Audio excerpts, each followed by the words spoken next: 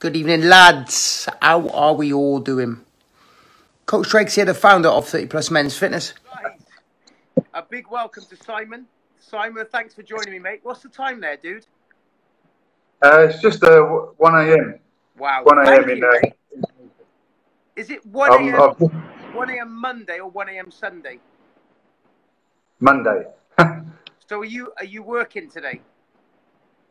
Yeah, I'll be at work about 8:30, 9 o'clock. Oh, mate, you're a legend. Thanks for doing this, mate. I really appreciate it. So, guys, look, before we let Simon take the mic and rip it up, guys, this is Simon Huckstep. A lot of you would have seen me share his before and after. It's a phenomenal before and after. Probably one of the best I've seen, and I've seen some before and afters. I was messaging Simon recently saying, look, because Simon was part of our community for a bit, but I can't take all the credit for this. I believe that he watched our documentary and inspired him to get going. I believe he was part of our paid members area for about a couple of months, but a lot of this shit he's done on his own. We were just a trigger for getting him going. But I messaged Simon. I said, look, I would love to share your before and afterwards and give 30 Plus a mention. And then I just rang him, and he's a UK-based guy, lives in the Philippines. We had great banter. I was like, look, we've got to make a split screen happen, because I thought he lost 110 pounds in a year. He's telling me it's 7 months. Now, if anyone else, and they weren't my client, said that, I wouldn't believe him. But because he's followed the principles, I do. And it's a phenomenal story. So, guys, sit back and enjoy this. We're going to turn this into a podcast, a YouTube video, and we're going to pimp Simon, basically, because he deserves to be, because his results are sensational. So, first off, Simon, forget the weight loss for a second. Tell us a bit about who you are, how old you are, how come you live in the Philippines. Just tell us a little bit about Simon Huckstep.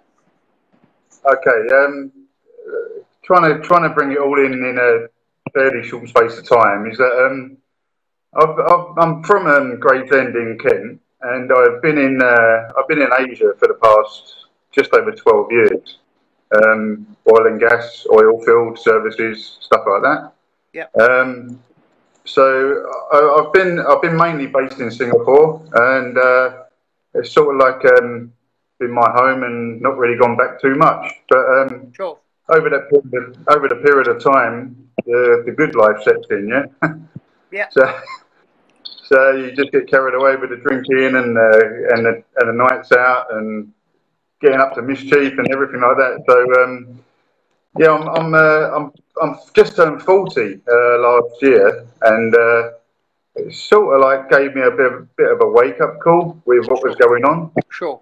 And the health side of things was suffering, the mental side of things was suffering, and it was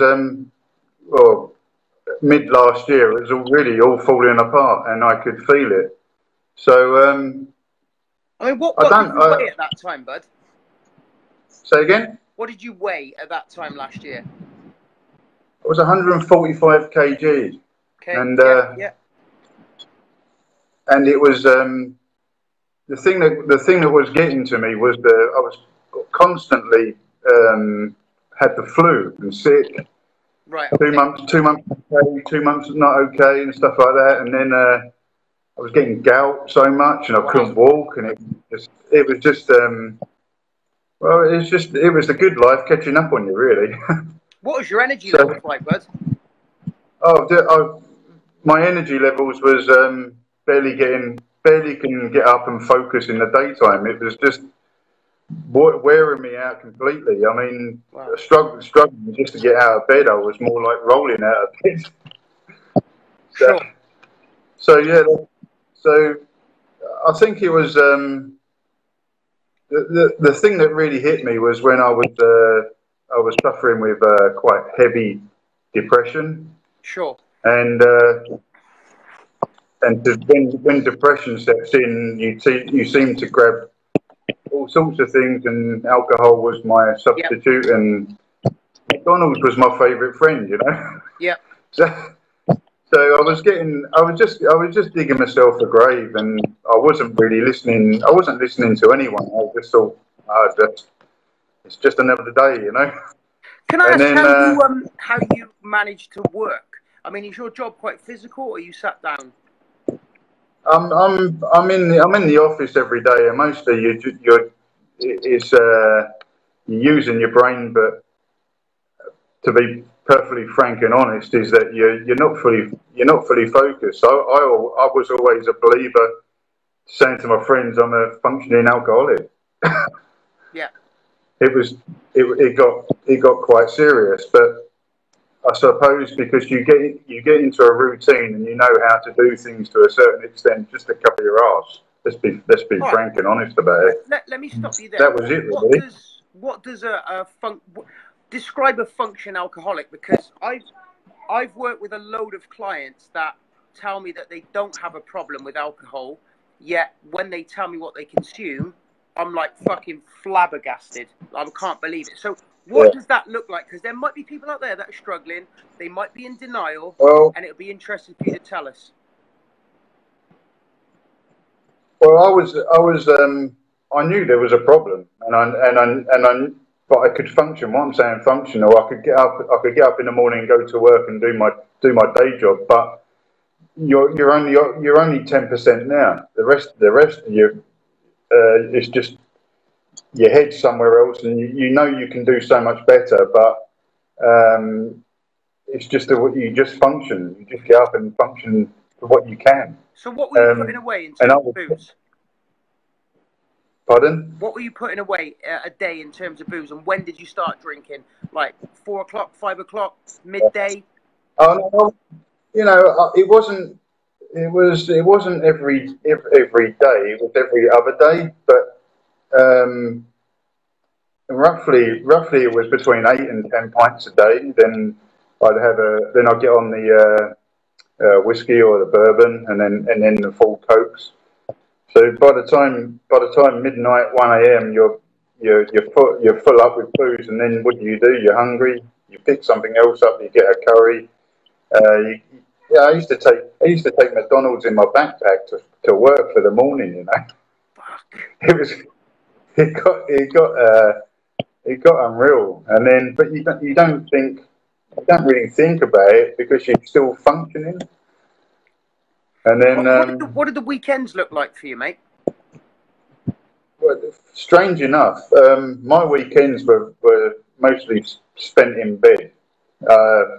Friday, Friday, Friday was quite a big night. Saturday was wearing off the booze, and Sunday was still wearing off the booze, and then you go out for a Monday evening drink. So it was a bit. Most people go out on the weekends and do it the other way around, but I did it arse about face. Sure. Can I ask? So have you got a family out there? Have you got a wife? You got young kids? yeah, How did that affect the family? It caused a lot of friction and bother, but it was a bit like we're not talk about it too much. Sure. So yeah, it's probably some of my darker days over here in Asia, and what really got to me one day is that I come back from quite a big session, and I was sick in bed, Right. and I didn't clean it up. Wow. I just I laid in it and decided I'd do it when I want to do it, and that sort of like Wow. really put things into me to say that there's something wrong. Sure. Wow. So literally, so pissed up, so knackered, you puked up. But you're like, no, I'm not going to clean this up. It was almost like I gave up really, and I wasn't really bothered. I would just trundle through the next day, and hopefully I'll be alive.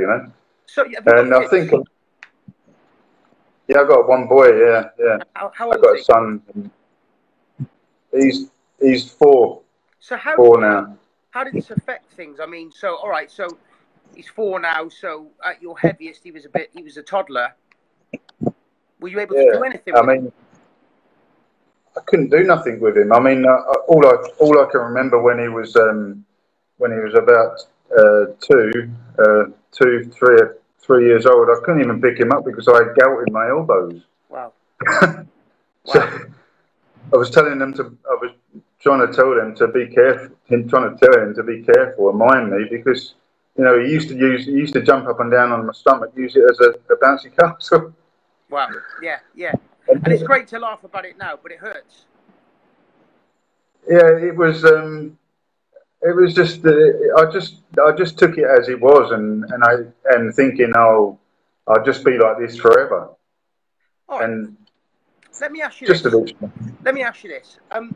Were you enjoying that way of life? Because I think there's a lot of people that they say they want to change, but then I've noticed that they actually love socializing. They love going out on the piss, and actually they're not prepared to give that up. So my question to you is, even though you felt like shit, were you actually enjoying that way of life, or not really? It's just a norm. To a certain extent, I loved it. 50-50, yeah. I did enjoy it. I enjoyed the company and the banter and the talks and what we got up to and stuff like that. But deep down, I knew it was killing me. Yeah. But I couldn't, for some weird reason, I just couldn't shake it off. I just thought that was the way of life. But completely wrong about it now. So were people around you trying to say, "Hey, come on, Simon, Yeah. worried about you"? There was a few close friends that were saying, you know, this isn't good. You know, but they was very careful the way that they would say it because they wasn't much better themselves. You know. Sure, it's the company that you were in, I suppose. Yeah, yeah. Yeah, exactly. Yeah. All right. So it's a bit like you just take it with a pinch of salt. That's what I used to do, and used to laugh it off and carry on for the next couple of days. Yeah, I mean, like you live in the Philippines. That's quite a warm country, I'd imagine. Like, how did you cope being so heavy in that fucking heat, man? That's a good one. Just sweat all the time, and by the time you get to the office, you're cooling down because you've got aircon. So you get used to it after the years as well. And yeah, I was perspiring all the time, but it was alcohol coming out of me. Yeah, yeah. All right, interesting. Okay, so let's talk about. So you were saying about the boozing. You used to take McDonald's in your backpack. Quite often go out for a curry. Yeah. What was your average? Give me an average day consumption. You know, so let's say a Friday, food and drink. What would it look like? So let's go from Friday morning.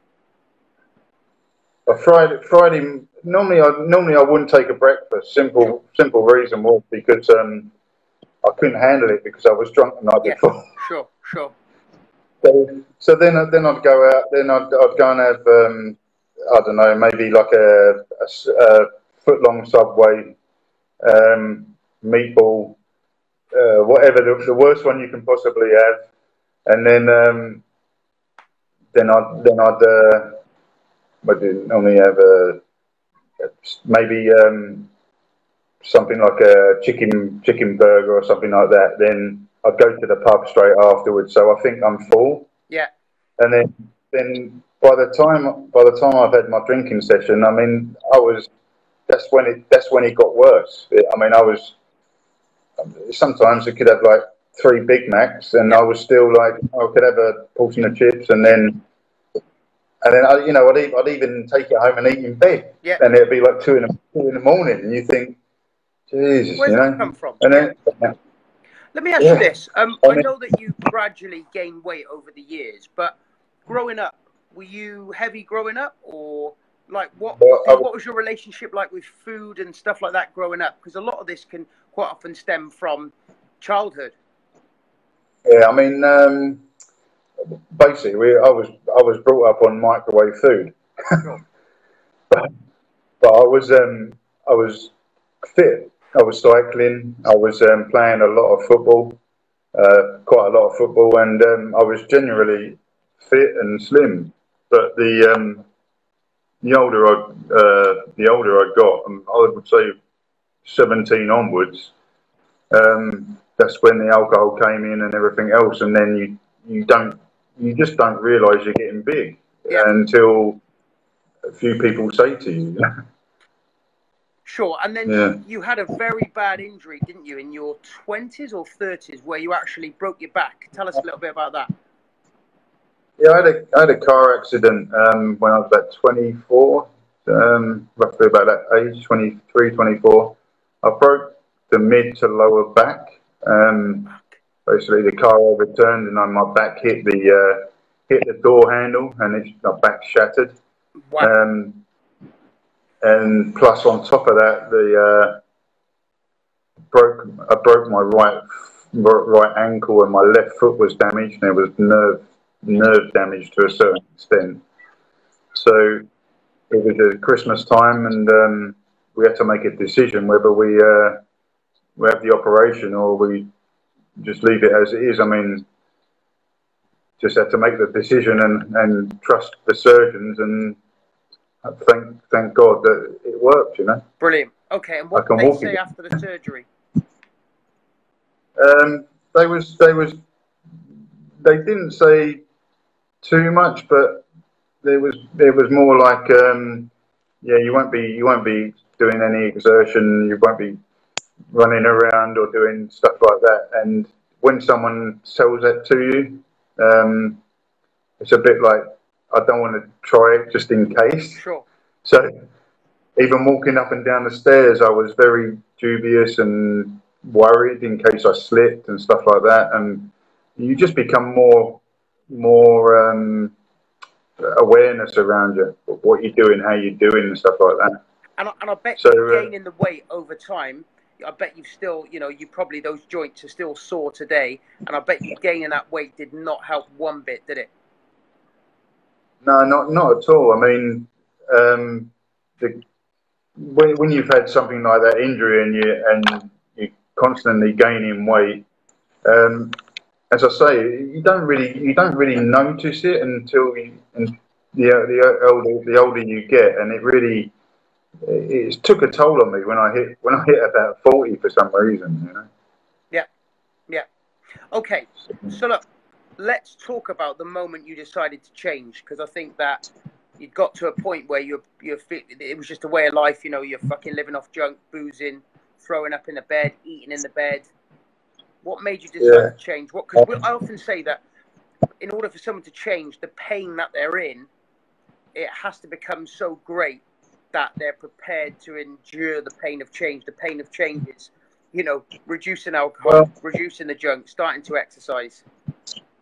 There was actually a few, I would say, trigger things that I went back to the UK in February last year. Okay. To see my dad. Yeah. And he wasn't very well, and he was suffering with prostate, and he was quite emotional. And he come into the room, and I'll be honest, he was wearing like a medical nappy, you know. And I was gobsmacked, and I just couldn't believe it, you know. What's going on? If that's my father, and I'm that way. I'm getting worse, you know. And I'm thinking, it just all hit me at once, and I took it all back, and it just broke me down. I still carried on for another 3 or 4 months as it was, and it was just bottling stuff up. And then a friend of mine sent me a link. Just have a look at this, see what you're doing to your body, and I'm thinking, yeah, okay, I've heard that before. And it was actually Joe Cross about juicing. Sure. Can't remember the name of it. And I watched it, and I thought, oh, maybe if this guy's done it, maybe I could just see if I can do it. It was just like a personal challenge to myself, and then I made it to a stage of where I put it out to my friends and see what they say, and you get the usual response of, yeah, you probably do it for 2 weeks, and yeah. But for some weird reason, I continued to do it, and I was going live and talking to my friends Wow. about it and stuff like So that. you just went from pissing it up, eating burgers, to just juicing. Yeah. Amazing. Yeah. That's such a like refreshing just to hear that you just went, that's it, I'm changing. Well, I think everyone's got that in them. I think everyone can do it to us. I think everyone can do it, but it depends how your mindset is. And yeah, I've gone from probably the worst position I probably could be in to I looked at it as I was detoxing. I was detoxing my body. Yeah. And it become a way of life and a bit of a hobby at the same time. I was getting to know vegetables and fruits and Brilliant. mixing it all together. Yeah. And I was just having a go at it, you know. And let me ask you, what was that like initially? Like, how did you feel? Because a lot of people, they love going to the pub, they love the banter, they love the environment. Like, how did you feel that void? Because so many people are like, what now? What now? Well, I felt I needed to do something, and I thought, well, let's try it. Let's try it and let's see it through. I mean, I made a commitment to people, to myself, and to people who are watching this. And I thought, well, if I let this go and I let myself down, everyone's going to think I'm just the same person as I was before. So it is a bit like we keep talking about accountability and stuff like that. I mean, I'm very into that.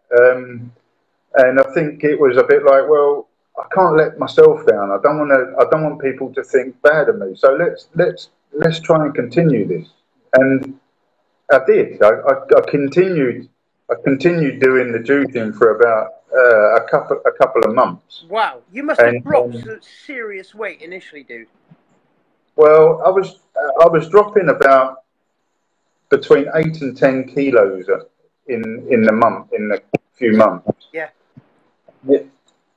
But I didn't really notice it. But I felt different. I felt cleaner, if you know what I mean. Yeah. Fucking, of course, mate. Yeah. I mean, what was that like initially? You must have almost gone through some kind of like, almost like you were detoxing. You must have.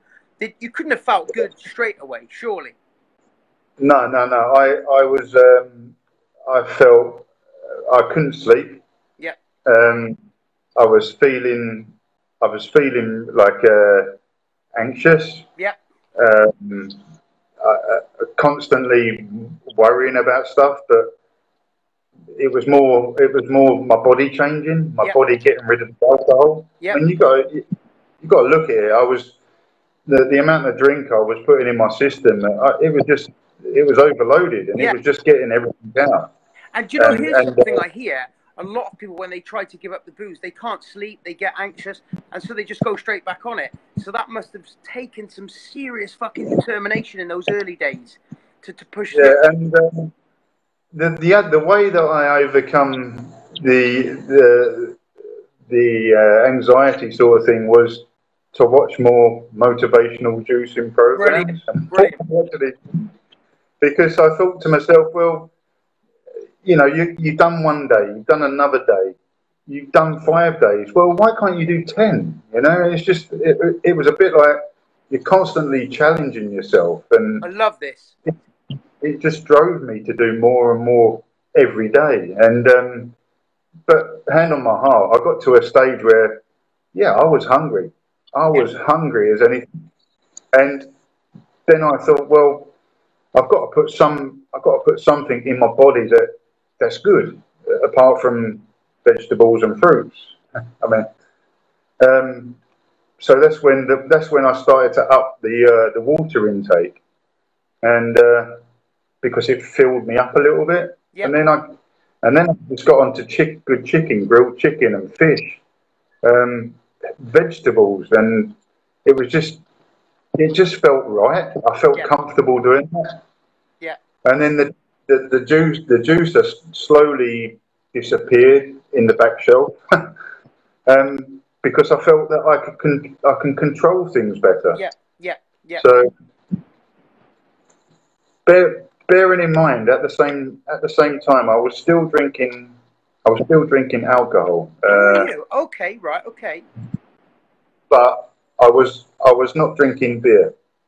I didn't have any. I wasn't. I haven't. I've not drunk any beer for over 7 months. I was Wow. on. Wow. I was drinking vodka and water and ice. Yeah. Yeah. Still gives you that hit, I'd imagine, but it's very, very low calorie. Because yeah, and the way I looked at it was I just done a lot of research in Google and found that was the best alcoholic drink I could possibly have. And then maybe I'd have enough vodka, and then the following day I didn't feel like eating. So in a funny way, I was fasting at the same time. Sure. So let me ask you So, this: you talk about the nutrition, the juicing, etc. What exercise did you do, bud? Tell us about, because obviously at your heaviest, you wouldn't have been able to do a lot. No, I mean the exercising came later, simply because I wasn't really interested at the beginning. I can't remember the last time I exercised in so many years. It's just that I was talking to a few friends, and they basically said, "Well, just maybe go for a walk." Yeah. And I was like, "Yeah, okay, Yeah. yeah, I'll think about that one." Yeah. Because I was still, I'm still heavy. I'm thinking I will do things in my own time. I'm not jump on the train straight away and become this fitness guru. But I started to. I was a close friend of mine I was talking to in Singapore, and he was just trying to help me get a bit of motivation in myself. And I started to walk, and then I started to walk on my own, and I found it quite therapeutic. I thought it was like you start when you're off the drink and you're detoxing, and you start thinking more clearer. You start even colours started to look more brighter, and Yeah. it just things that you take for granted every day and look around you. You just really take in a different aspect, and I really enjoyed it. I mean, I discovered. I've been living in Singapore for so many years, and I discovered places just by walking that I didn't even know. Yeah. So, so and then you're knocking up like 5,000 steps, then 8,000 steps, and you find that easy. Then you become 12,000, 15. I'm doing like 30,000 steps a day. Brilliant. It's unreal, some of it, And and it's so so it's simple, isn't it? When you think about it, like, you don't have to go to a gym. You don't have to be doing like a load of burpees when you're too heavy. Just moving more, just getting out for those walks. And that's one thing that, I'm a big, talk about neat and things like that. And since I got a Fitbit and we've got a dog now, and some of the walks and the discoveries you go on, you're like, was I going around with my eyes closed? I didn't even know these places were here.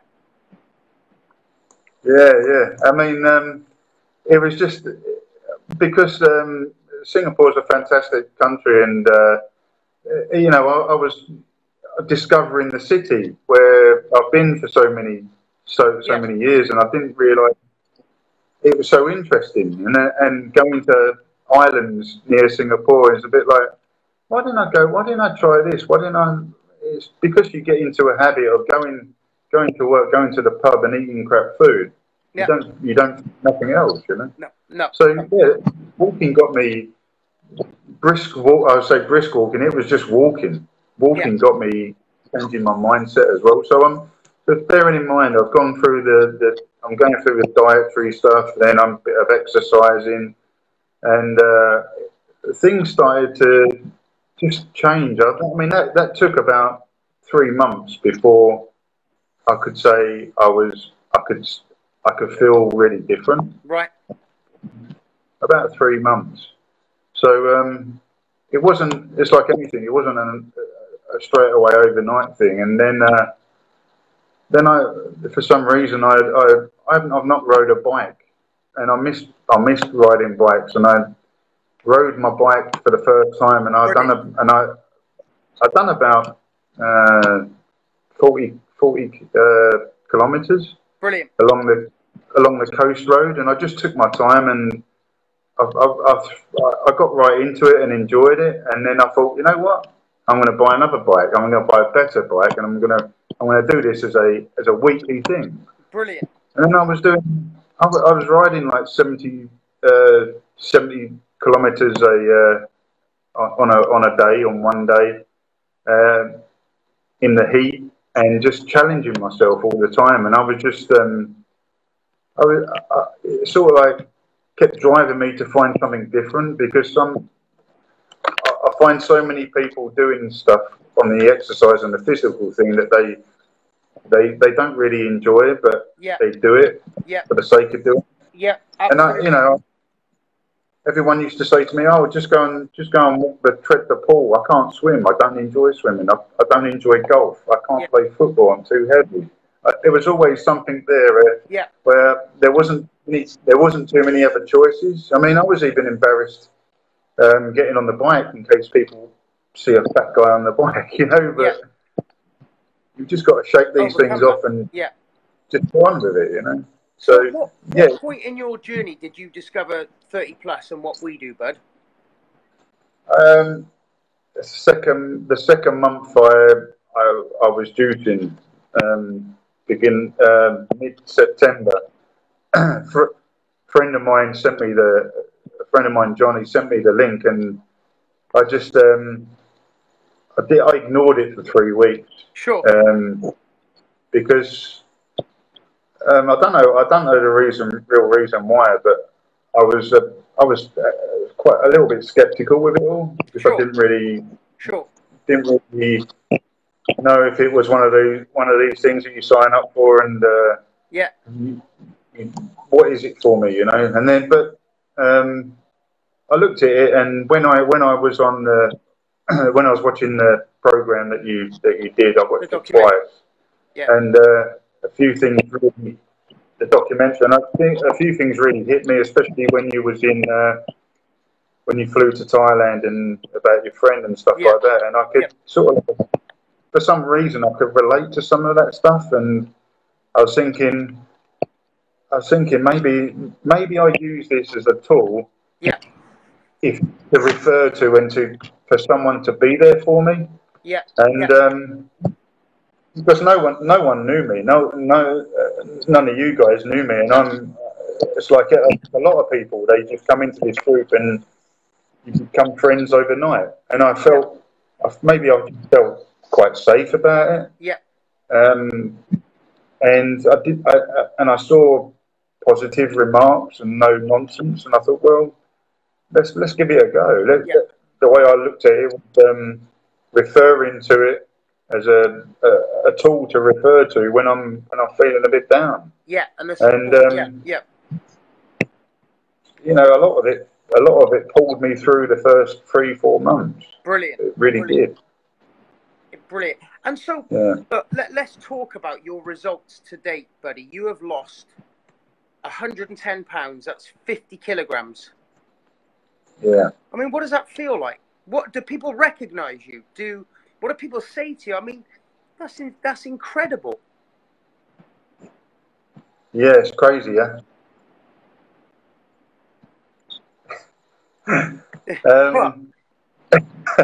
Well, everyone I see, they can't believe it, but it is what it is.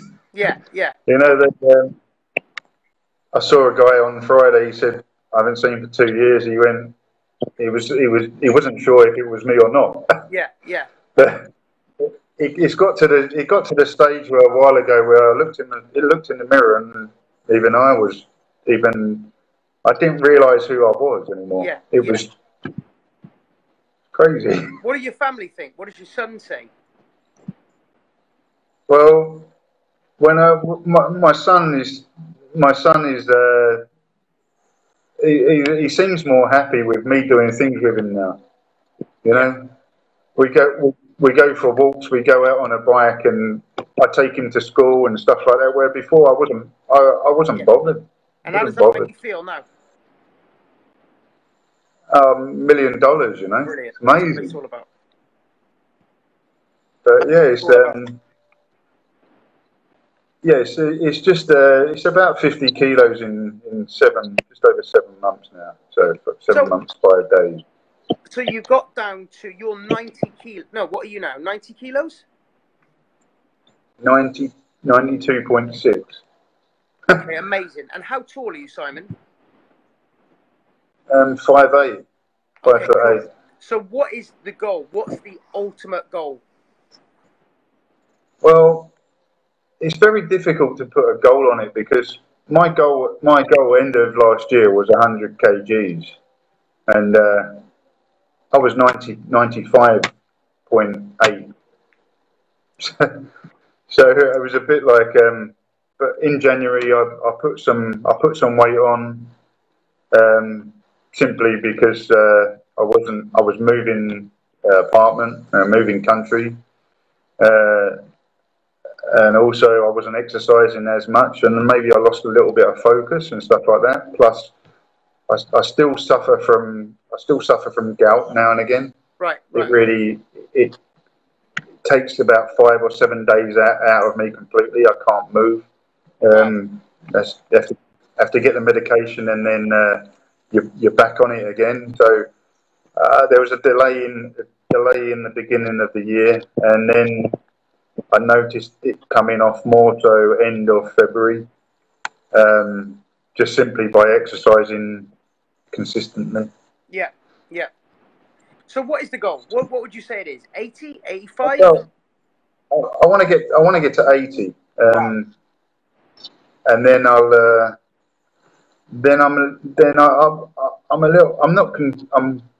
little bit concerned because obviously I need to put on some. I'm dropping weight. I've got flab. I've got fat still. Sure. You know. Have you got loose skin as well?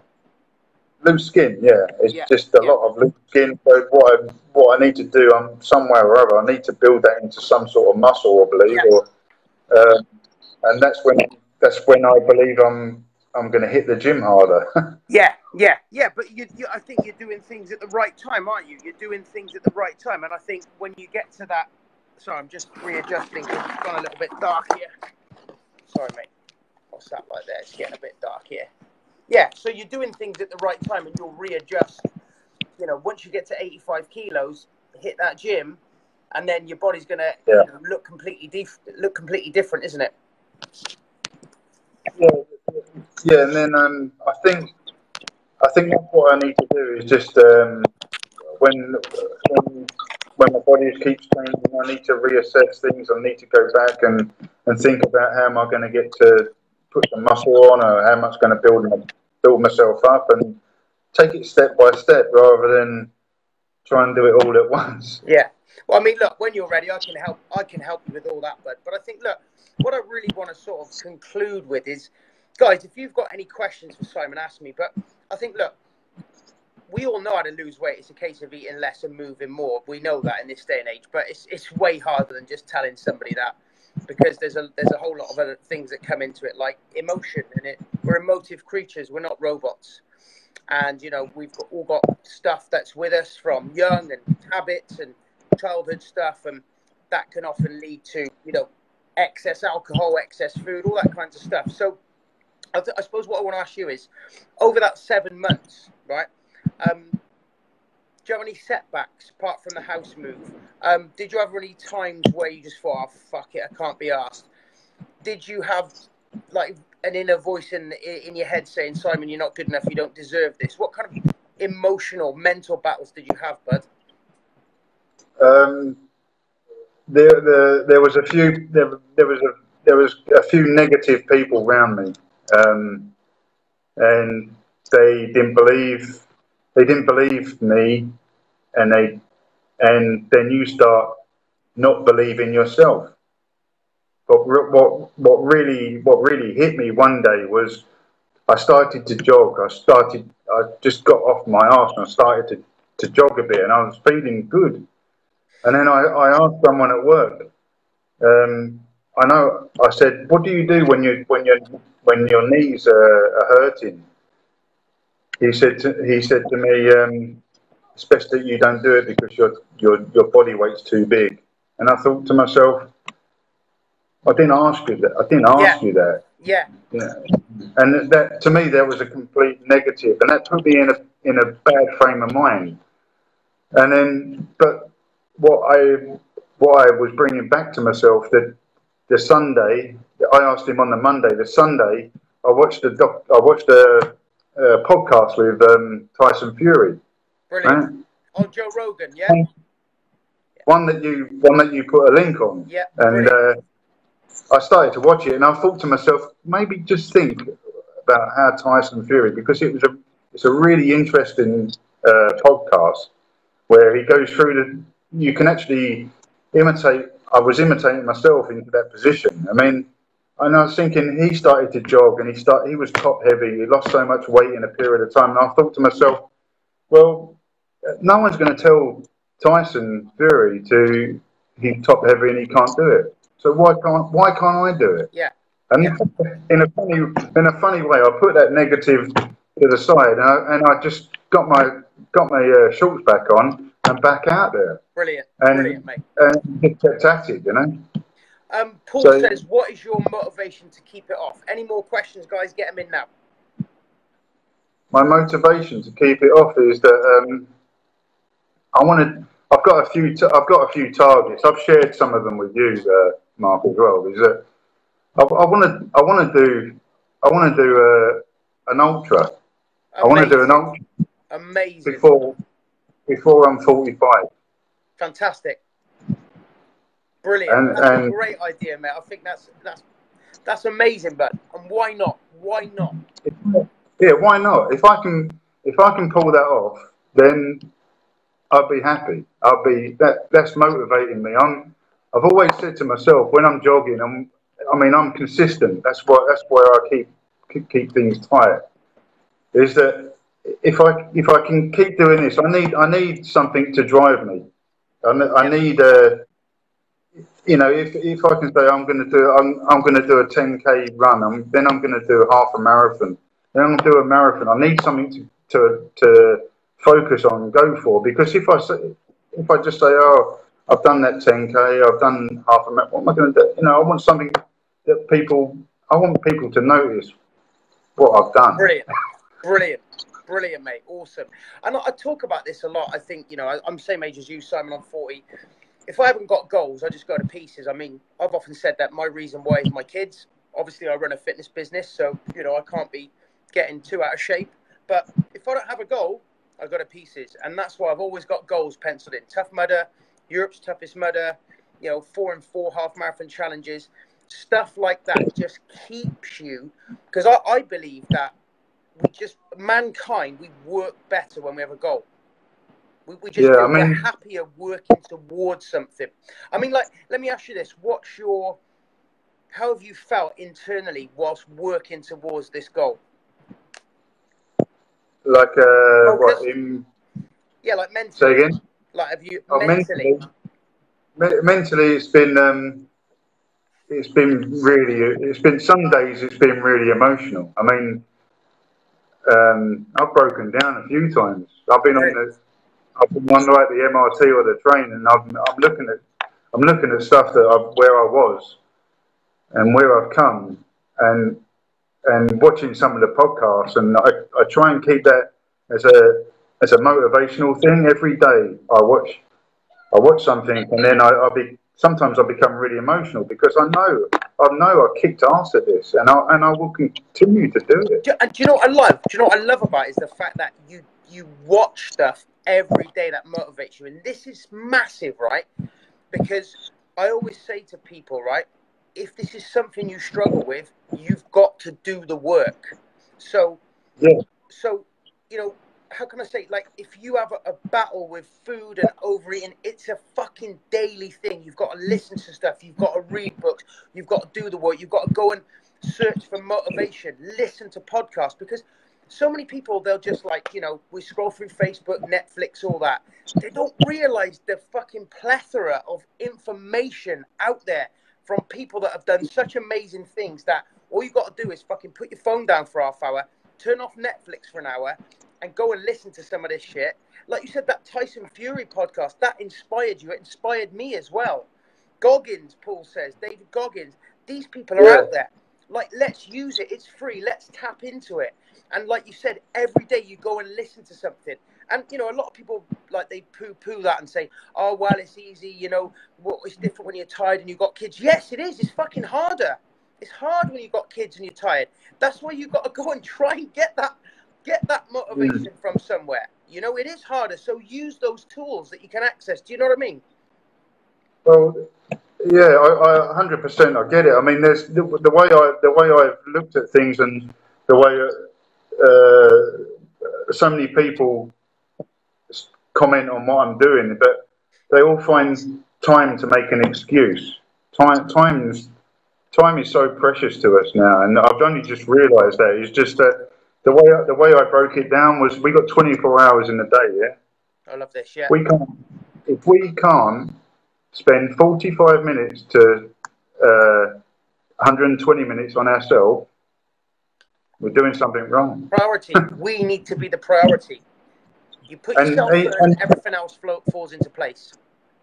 That's what I'm a firm believer of. I mean, you know, people say, oh, I've got to get up in the morning. We all got to get up, but get up a little bit earlier, huh? Yeah. How bad do you want it?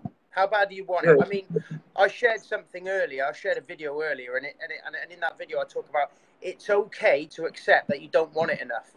And this is because, you know, and I'm such a firm believer in this. People talk so much. And look, I get it. It's hard. Change is fucking hard, man. You know, I mess up on my diet and I go, what do I do there? I miss a session. What do I do there?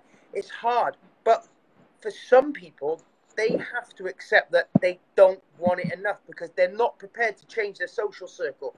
They're not prepared to stay at the fucking pub on the weekend. They're not prepared to get up earlier. They're not prepared to work. You're a prime example of somebody that has gone, do you know what? I need to change it, and I'm going to fucking do it. I'm going to change my environment. I'm going to change the people I hang around with. I'm going to fucking get up earlier. I'm going to listen to motivation. I mean, that it's almost like when people say, "Oh, your journey." I mean, I don't look at this as a journey. I work at it as a way of life now. This is me. I'm not. All I can do is get stronger and better, and it'd be fantastic for people to say, you know what, I listen to this guy, and this is where I've come. I didn't go out to inspire anyone. That's the thing. I did it myself. Yeah.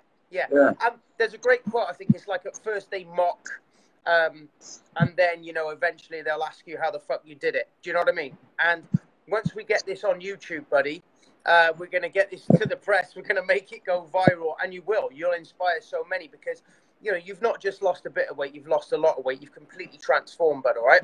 So, look, we're going to finish up in a little bit. There's a few lads have asked some questions. Joe said, what kind of food did you eat? Well, Joe, we spoke about that at the start. I don't know if you missed it, but he juiced for a couple of months, so vegetables and fruits. And then he slowly phased that out, and it's like veggies and chicken and fish and things like that. Obviously, reduced alcohol. McDonald's was a daily thing. It probably isn't anymore. Vegas Al says, have you read any books, any literature for motivation? Well, yeah, I think Paul Hope, he mentioned Goggins, and David Goggins was my driver at the beginning. Brilliant. Unbelievable. The podcast he done with Joe Rogan for 2 hours, this guy changed my life. Brilliant. 100%. Brilliant. 100%. And then I didn't just do that because I felt I wanted to be more of it. So I bought his book on Amazon, and it was like Christmas all over again. I've been reading bits of it, and when you get the book, it's even in more depth, and it gives you more accountability and doing some stuff. And I referred to it. I carry the book with me everywhere I go. Mate, I carry a book too. I carry a book that changed my life many years ago called The Secret, and I refer to it all the time. And if that's what works for you, that's what works for you, my man. So, yeah, these guys, David Goggins, Rich Roll, there's a guy called Charlie Rocket, Joe Rogan. There's loads of guys out there, but there's certain ones that maybe do different things. Rich Roll got me running. David Goggins changed my mind, mental. you guys was there to support and stuff like that. I mean, there was a lot of stuff about at the beginning when you was talking about NEAT and water intake, and I was blown away by it, but it works. Yeah. It does work. Brilliant, mate. Well, look, mate, we're going to wrap up in a second, right? You've been amazing. I'm very, very proud of you, bud, and super chuffed with your results. We're going to turn this. Matt's watching this. We'll get this into a podcast, a YouTube clip. We'll get it out there. We'll put some money and some ad spend. Really get it out there. I think it's just the beginning, and keep inspiring, bud. But look, there might be some people that aren't on this live. They might be embarrassed to pop up and see their name pop up. They might watch it later on. They might be having a few beers. They might have fucked up again this weekend. You have lost 110 pounds. You've lost 50 kilos. You've done it in under a year. What would you say to anyone that is struggling right now? What would you say to them? What would you tell them to do? Basically, just get after it. Just if you want it enough, just get after it. And anyone can do this. Anyone can do this. Just believe in yourself and love yourself. That's all I say. Brilliant, mate. Fucking brilliant. Simon, it's been a pleasure talking to you, buddy. We'll have a little chat on the messenger now. All right? Yeah, no problem. Really appreciate your time. Obviously, this was in the closed group tonight. I would have loved to have done it on my profile, but we've got a plan for this anyway, all right? This is just the first step. We'll get the audio out. We'll get the YouTube out, and then we can push it out, mate. We'll hope to inspire. And let's do it again, mate. Let's do it again. Yeah, cool. Yeah, I'll be in touch. Brilliant. Cheers, Simon, have a lovely... Thanks for staying up late, mate, and doing that, all right? You have a great day. I'll talk to you later. Cheers, mate. Bye, buddy.